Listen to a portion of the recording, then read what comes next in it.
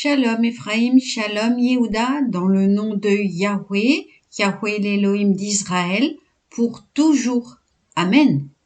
Aujourd'hui, lecture de la Haftara dans Yeshayahu, dit Ésaïe, au chapitre 54, verset 9, jusqu'au chapitre 55, verset 12.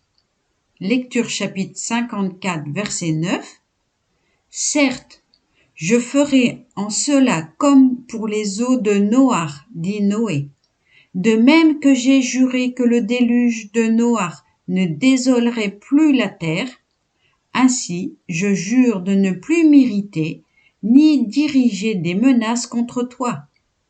Que les montagnes chancellent, que les collines s'ébranlent, ma tendresse pour toi ne chancellera pas, ni mon alliance de paix ne sera ébranlée, dit celui qui t'aime, Yahweh. Ô infortuné, battu par la tempête, privé de consolation, vois, je cimenterai tes pierres avec le stuc et je te bâtirai sur le saphir. Je te construirai des créneaux en pur cristal, des portes en escarboucle, et toutes tes barrières seront en pierres précieuses. Tous tes enfants seront les disciples de Yahweh. Grande sera la concorde de tes enfants. Tu seras affermi par la justice. Bannis toute idée d'oppression, car tu n'auras rien à craindre de terreur, car tu seras garanti contre elle. Que si l'on se mettait contre toi, ce serait sans mon aveu. Quiconque se mettra contre toi succombera sur ton sol.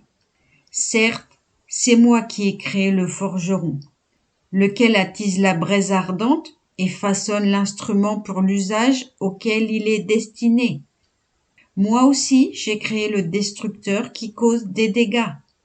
Tout instrument forgé contre toi sera impuissant.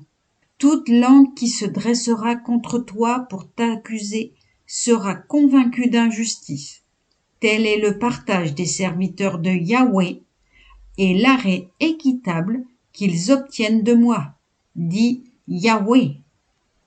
Chapitre 55 jusqu'au verset 12. Ah, vous tous qui avez soif, venez, voici de l'eau. Vous qui n'avez point d'argent, venez, approvisionnez-vous et mangez. Gratuitement, sans rétribution. Venez, fournissez-vous de vin et de lait.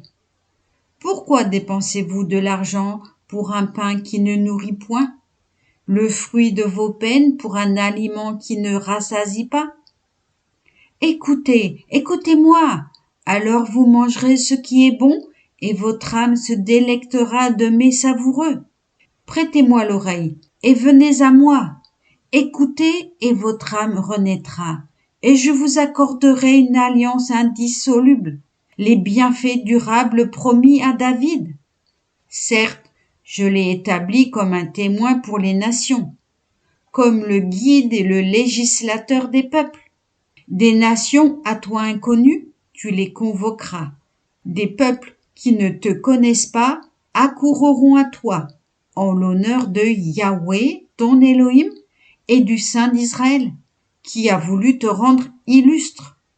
Cherchez l'Adonai Yahweh pendant qu'il est accessible. Appelez-le tandis qu'il est proche. Que le pervers abandonne sa voie et l'impie ses machinations. Qu'il revienne à Yahweh.